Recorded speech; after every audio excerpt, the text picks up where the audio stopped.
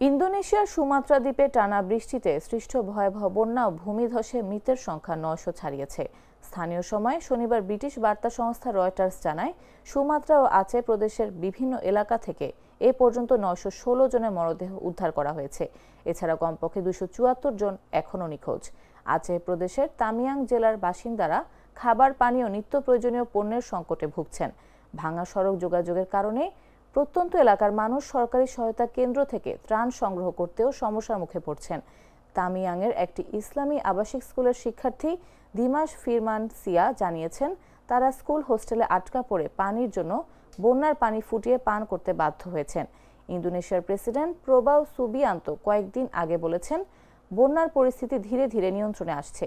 তবে স্থানীয় প্রশাসন তার সঙ্গে একমত নয় ও কেন্দ্রীয় সরকারের কাছে জরুরি অবস্থা ঘোষণার আবেদন জানিয়েছেন।